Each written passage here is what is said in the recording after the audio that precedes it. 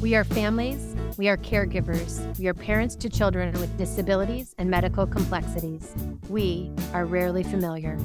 We get together to learn, to relate, and to laugh a lot while we share each other's unique family experiences of raising the rarest of the rare.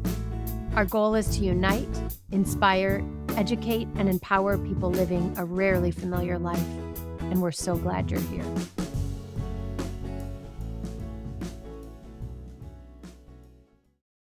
Hi, welcome to Rarely Familiar. I'm Haley, and I'm here with my friends Jen and Trum, where we dig into the realities of raising the rarest of the rare.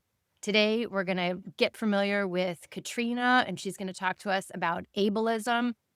But before we do that, as we do, let's check in. How was the first day of school? Oh my goodness, was I waiting for that bus to arrive?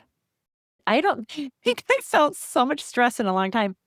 I hadn't received confirmation from school or transportation, and I was just banking on them showing up. And if Julian doesn't have something happen, he has no patience. So transitions are hard.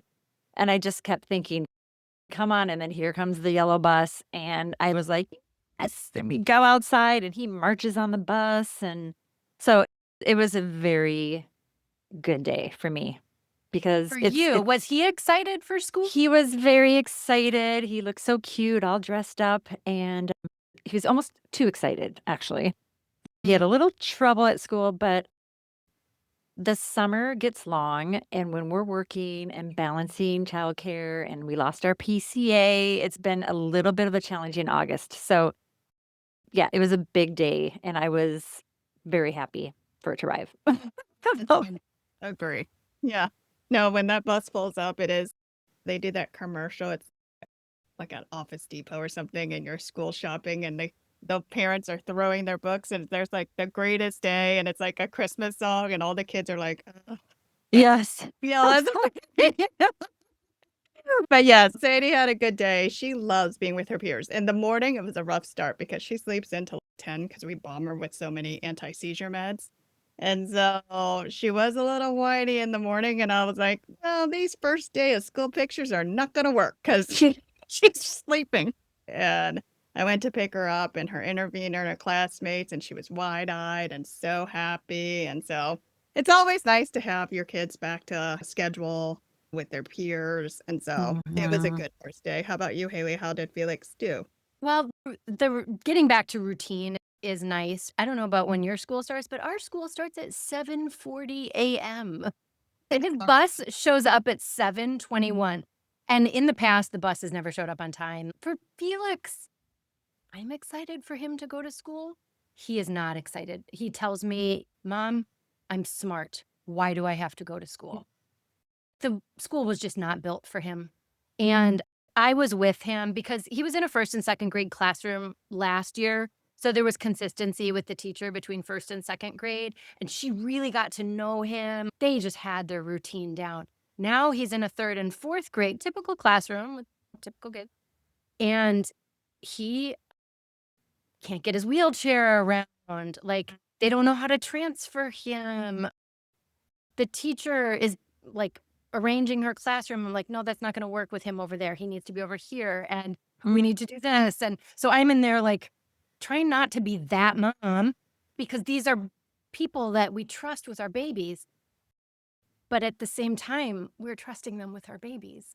And we want to give our kids the same opportunity that other kids have. And so it's been bittersweet at our house for sure.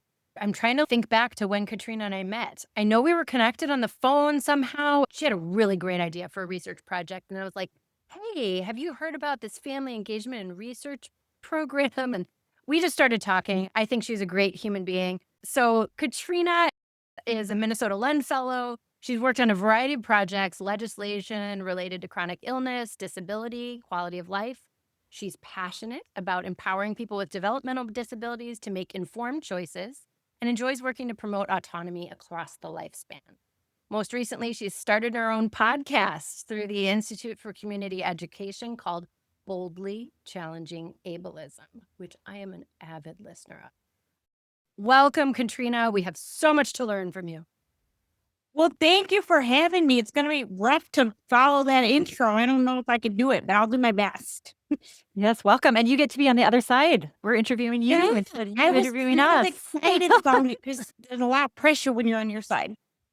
Yeah, it is a different experience for sure. Yeah, But yeah. yeah, well, we're very excited to have you. Boldly is just, it's an awesome podcast. And you're interviewing a lot of the same people we wanted to talk to. So I'm like, I'm just going to listen to that.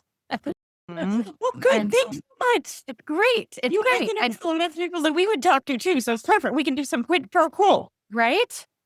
I just divide and conquer. Katrina, can you tell us what your tie-in is to the disability community? Okay, so my name is Katrina, and I was born here in 1987 with cerebral palsy as part of a twin pregnancy. And that twin also is still here. She lives near me. And I was always one of those people who asked too many questions and talking too much. So then that led me to go to Camp Courage, which is now Camp True Friends. I went there at 8 years old, and I kind of just found my identity at that camp. And ever since, I've wanted to work and be part of the disability community. I really liked knowing that other people had wheelchairs, and I didn't know they came in different colors. And that was really exciting to me. And then I didn't know they came with motors. And that was really exciting to me. And then I still love chairs to this day, but that was kind of my lead in that everybody had their different ways to be different, and we could be excited about every single one of them. We That's were awesome. just at Camp Courage recently for a totally different reason and ran into the power soccer team. Yeah. And I'm too old to have been part of that craze, but I would have loved to. so Felix rolls in there, and we're there for church camp. We roll Yeah. in there, and there's like 30 power wheelchairs there. And Yeah. oh my Well, we didn't have that when I was in sports camp. I went to sports camp too. They used to have a sampler team. You can still play. You should We didn't start. have You that and one. We Felix can only start had the ones together. in the manual chair, so I'm excited. Well, you could do hockey, but I wasn't really into hockey. I don't know why. Yeah. I don't like being cold. Yeah. I was probably too busy talking to my friends. Really, the only reason I ever did anything, ever, was to talk to people. And so I wish there was an Olympic sport in talking, because This is it. Well, jam. podcasting, I think That's kind of it. And I again- don't have anything else, just this. podcasting is a but sport. there is a talent there. Yeah. I love about that story about you going to Camp Courage, now Camp True Friends. You started to see others. And I think that's where some people don't understand when we're like, oh, well, we want inclusive camps, right? And Right. want to have it, I hate using that term, normalize it, because Yeah. our kids and everybody who's disabled are not leaving this community. And so I think that's so amazing that you had that opportunity, because so many areas don't have camps that are able to handle the accessibility isn't there because they're built on the old grounds. And I think that's so awesome. So that's a great story. I'm glad you shared that with us. So could we jump in and talk about ableism? I would love to know how you got interested and excited to educate and advocate for ableism, and then what it is. But can you just kind of educate? Because I feel like I've asked a few friends and I've said, do you know what ableism is?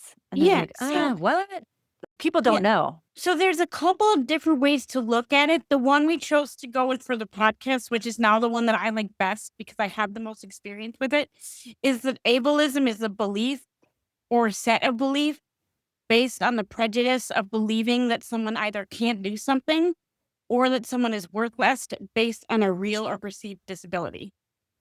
And what I like about that definition versus other definitions is it includes the capability piece, but it also assumes that people think you're worthless because of a real or perceived disability. So it looks at both of those. Are you Right. underestimating this person based on how they look? Or are you making them less worthy based on how they look? So when you look at each one, like the ones that we've heard about, physical ableism, could you give an example of that? So physical ableism would be sort of assuming that somebody needs help with every aspect of their life because they're in a wheelchair. Maybe. Okay, so when you go to a store and somebody's going in with a wheelchair and you think you have to open the door for them and they can't open it themselves, that's a form of that, or is that Well, be that light? is tricky because, like, it's okay to want to be a helpful, nice person, but yes, assuming that they can't do it is one thing.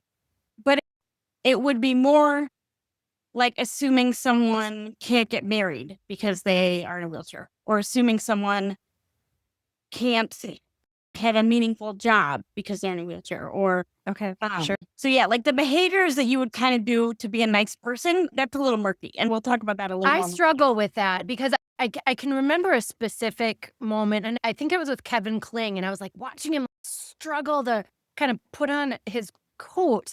And part of me is, I don't want to help him. I don't want to assume that he needs help putting on his coat, right? But at the same time, everything in me said, go help him. And I just, Yeah. that's where I struggle. What is the right thing to do in that situation? How do I approach that? I suppose it's just ask, right? Yeah, what I would do is ask.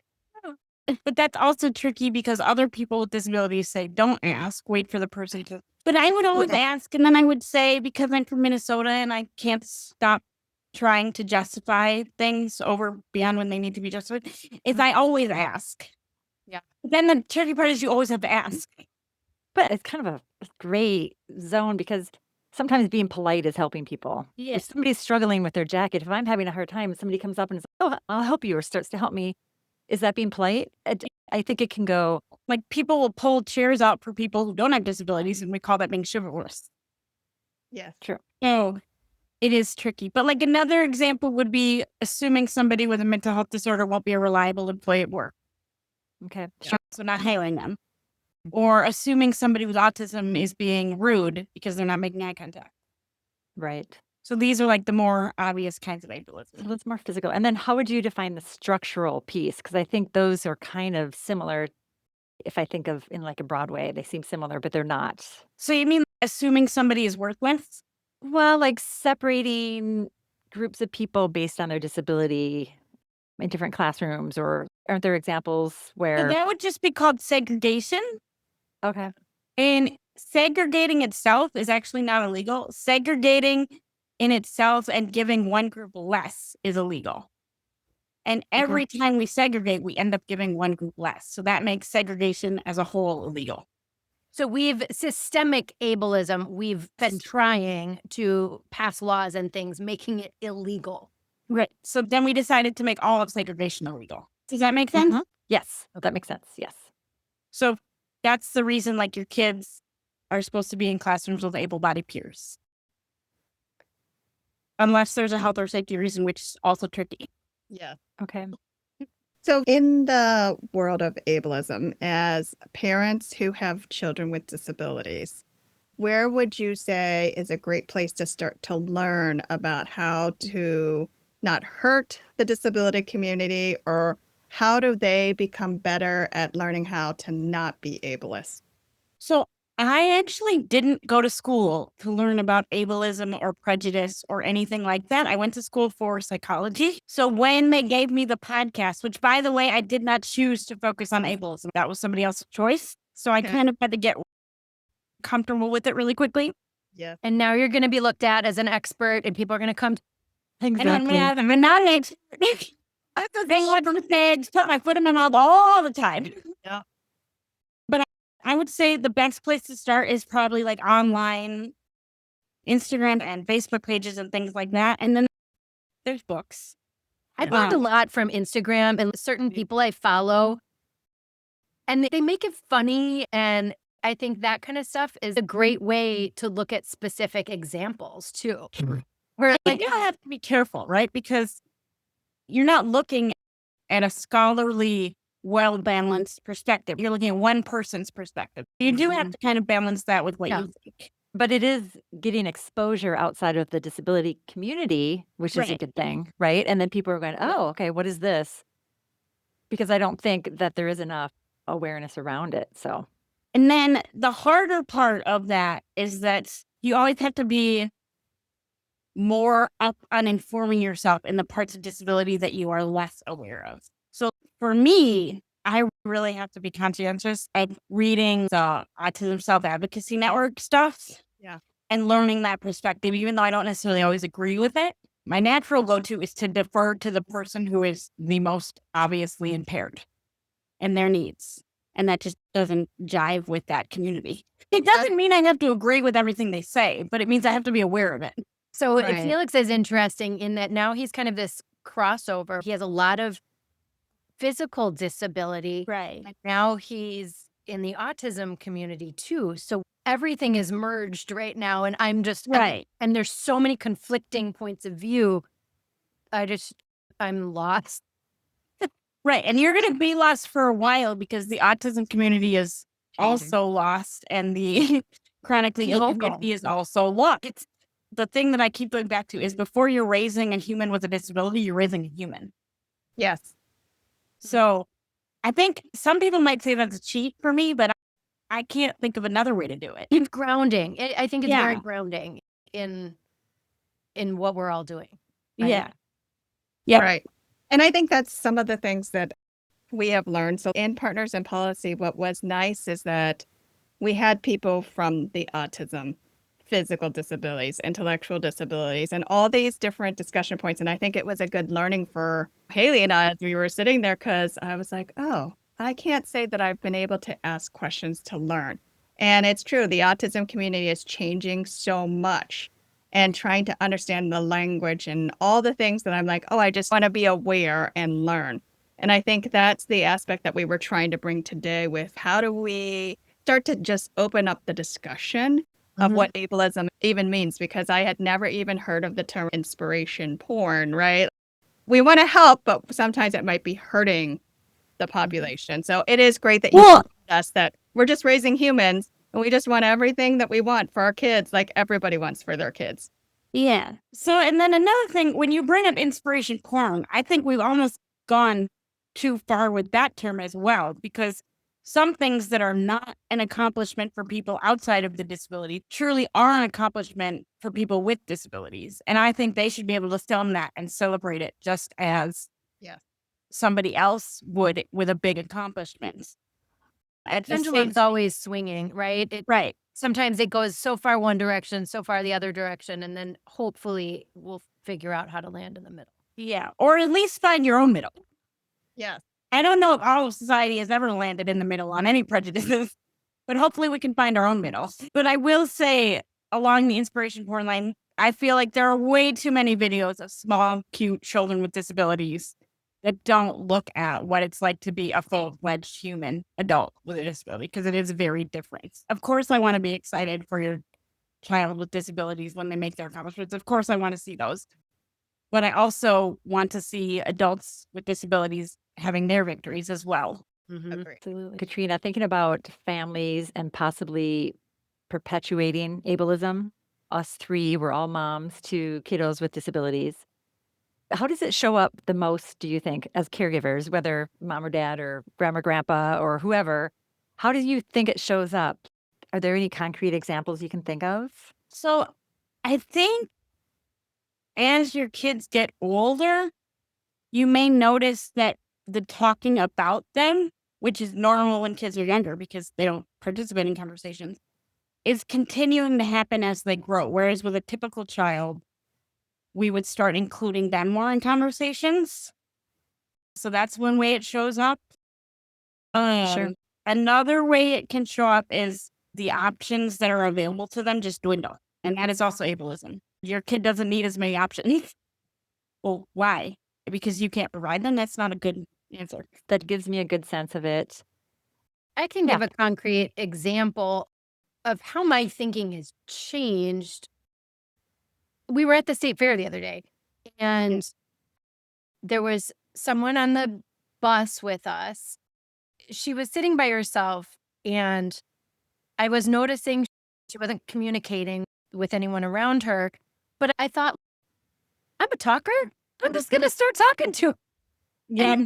And I think my previous self would have made the assumption, because she was non-speaking, that she wasn't maybe understanding me. Whereas I just started talking. I was talking about the Momentum Refresh trailer, at the state fair. And I started like showing her pictures of it. And I was like, this is so, and I just kept talking. And she was like totally following me. And it was, I was talking to anybody else. It was a little one-sided, but at the same time, she could acknowledge and say no. And it was a moment for me that I was like, I could have made this assumption and I didn't. And I just opened up and talked to her like I would talk to anybody else. And We had a great little exchange. It was awesome. And I bet that does not happen to her all the time because people make their assumptions. I mean, to your Yeah. point too, around when kids are younger, yes, at the playground, they would come up and say, "What's wrong with your son? What's wrong with him?" And want to know. And they were curious. And I would explain. And then now, as a 15-year-old, people don't come up and go, "What's wrong?" They stare, right? They stare and Right. they don't say anything, or they kind of look at us differently. Well, what But Like when I was little, the thing was don't look, Yeah. pretend they don't exist, which I don't think was helpful. Where you're supposed to go up and ask questions.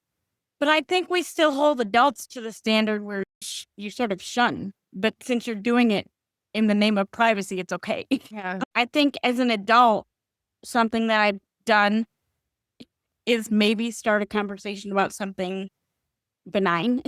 that doesn't have to do with, I mean, That we doesn't look have at it to in the do same with way. that, We and wouldn't then- talk about someone's body. And that's Yeah, what we but- need to teach. But then the people who love and care about me say that you start conversations with people who have disabilities who look different than you just because you want to know what's wrong, and you wouldn't start a conversation with someone else. And I'm like, well, I might though, because I start conversations with everyone.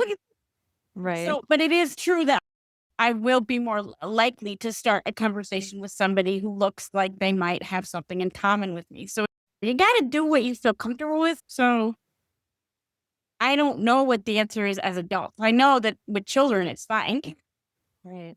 There's a But- lot of forgiveness with children, but for us, And- it's important that we raise kids that don't see disability first, regardless of who we are raising. We raise people to see people for people first and not their disability. And I Right. think So maybe the thing that I started doing, because I didn't want people to talk to me on the bus, not people with disabilities, I just don't want anyone to talk to me on the bus anymore, was I started wearing headphones. Yeah. And I don't feel great about it because I feel like I want to start those conversations, but I do feel like I had to do it for my safety. Yes. I think that comes from just being a naturally curious person too. I know. And I think sometimes you can't be, even if you want to be. Just like you Right. can't buy every pair of shoes that you want. So I don't know. Right. I'm definitely someone who would ask questions naturally. So that I have that going for me. I often feel like I'm constantly having to filter in a good way. I need to pause before I speak, but at the same time, it's taken a lot to Yeah. shift my thinking, and it is that pause. Well, and then the staring thing is difficult too, because I definitely don't like being stared at, right? That's one thing. But I does? definitely have been the person who's the starer. And then I also have an eye tracking disorder and I kind of look dazed sometimes. So even if it's just staring, well, every time you stare, do you know you're doing it? Because I sure don't. Sure. I think sometimes people just look at things that look different. When we were in Iceland, I took my son Julian to Iceland, Katrina, Okay. last summer. People stared at us, all of us, but mostly Julian. I mean, I have never experienced that at the level that was happening on a daily basis.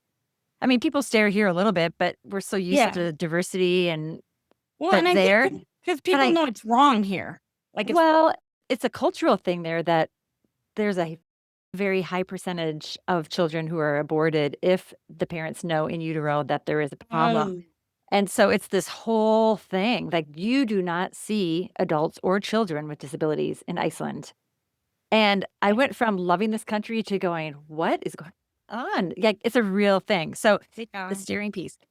I would love to talk about the form of ableism. And it's something that shows up for me as a caregiver, as a mom to Julian all the time. And I'll give you 2 examples. One, Okay. I have friends and people come up and say, "You're a Wonder Woman," as if I'm doing this extraordinary thing raising my child. Mhm. 2, I have strangers come up and actually touch me sometimes and say, "You're just a saint. You're Oh, and they such a prey saint." on you, right? Yeah, and they prey on me and whatever. And it's saying, I find inspiration in you for doing a normal task. So that is very difficult. I got to be honest. I usually exit those situations as quickly as possible. But in an ideal world, I would say anybody would raise their child as best as they are able. And that's just what I'm doing. And I don't see any heroics in it. And I actually think that finding heroics in it is actually not helpful. So that perspective is not helpful. But I got to be honest, Yeah. I've never had to say something on somebody else's behalf. I usually am just speaking on my own behalf, which is different. Okay, So- sure. Have you two, Trum and Haley, do you have people come up to you and say things like that? Yes, I always say, I didn't know what I didn't know until I had Sadie as a child and then a child with disabilities.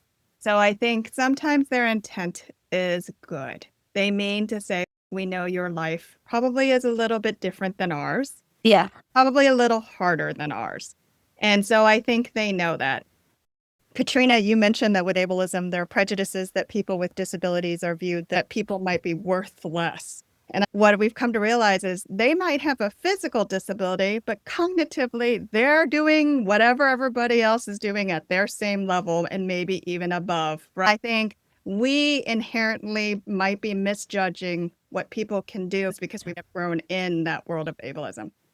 I feel like intents are maybe good, but things might come out wrong on levels. Well, I'm comfortable with the part where people assume things because actually sometimes I have found that helpful. Okay. But it is annoying to correct it. But I would rather somebody assume that I can't walk up the stairs. For instance, I'm in a power wheelchair and I won't be walking upstairs anytime soon. So I find those assumptions actually to be sometimes helpful. Yeah. What I don't find at all helpful is assuming somebody is less worthy or can't tell when you think they're less worthy. Agree. Right. You've brought us back to, hey, let me give it to you from my perspective. And that's what I think has been so insightful. And that's why we've been wanting to do these podcasts, because hearing your lived experience and even your perspectives gives us so much more. Oh, I'm going to think about that when I do that. It's having a more of an empathetic view, right? If I put myself in Katrina's shoes, how would I be taking this? How would I be interpreting this? Well, I mean, and it is hard because I don't care what anyone says. When you're living your life, no matter who you are, disability or not, you don't have endless empathy. It runs out and you have to go get more. So you will have to pick your battles. There's no way around that. But I found it helpful to think of it like that and to think of even the things that seem really mean might come from a place of good intent. Now, sometimes they clearly don't, and that's when you have to not pick your battle and really battle it out. But in public like that, maybe it comes from a good place, however misguided it might be.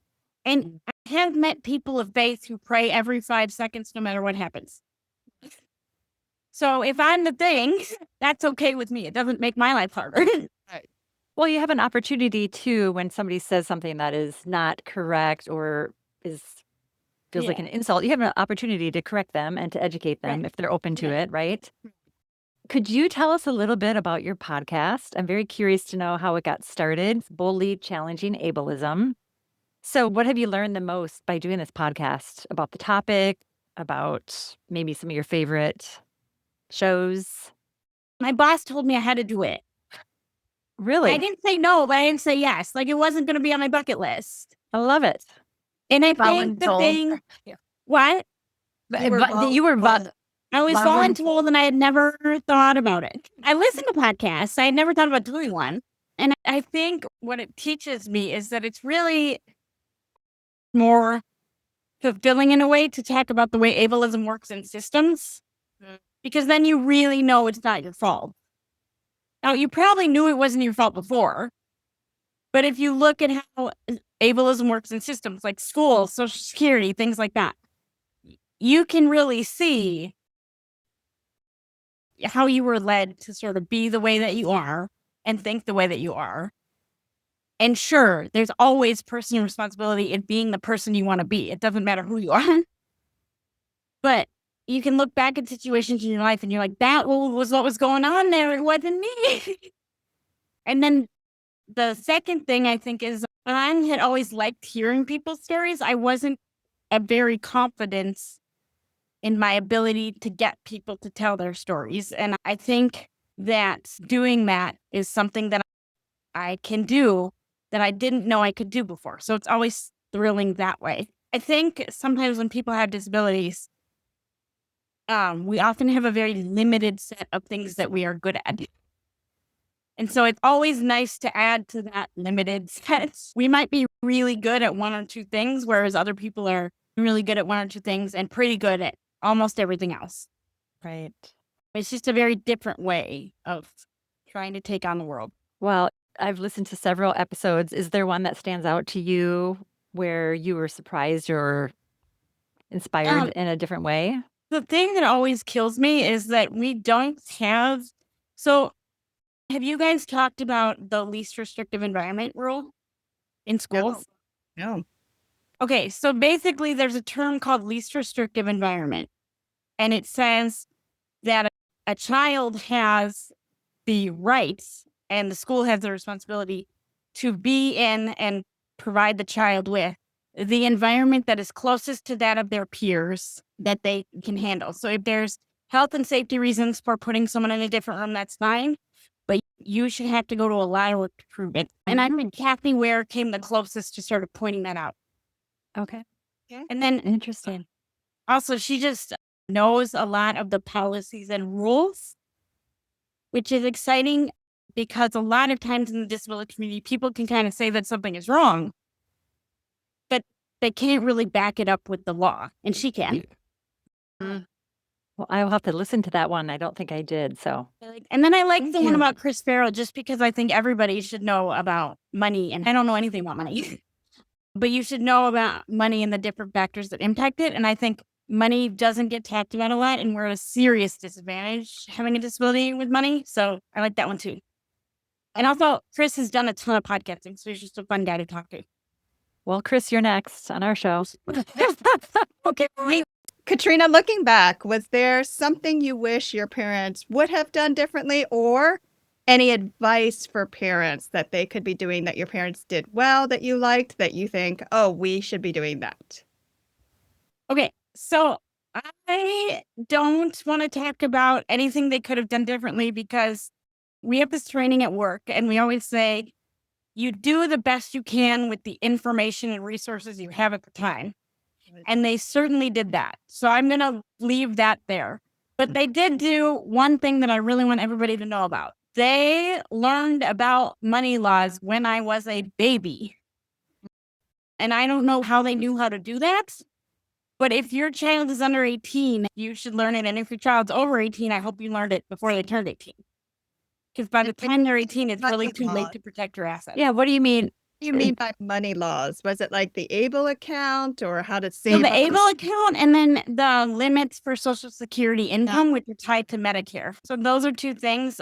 We actually did a show, Katrina. We interviewed a woman named Genevieve Cornish, and she talked all about this. Oh, great. And it was Okay, so you really didn't need that one. helpful. So, well, I mean, No, we can always learn more. We can It's always great learn to hear more. from the person living with it, right? You want to make sure you get those benefits because it is expensive.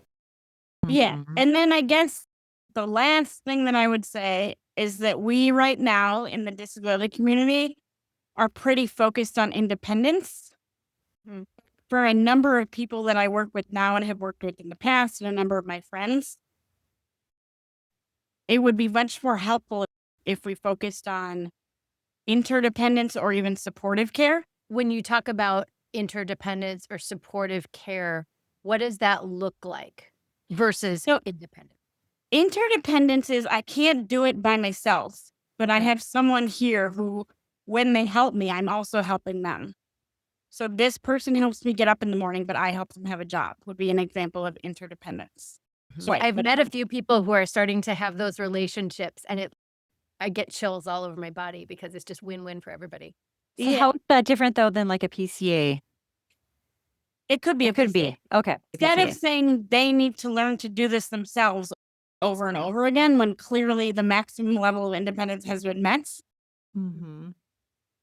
if you pay attention, the language that everybody is going to use or they're going to start using it is all going to revolve around independence Okay. and that person being independent.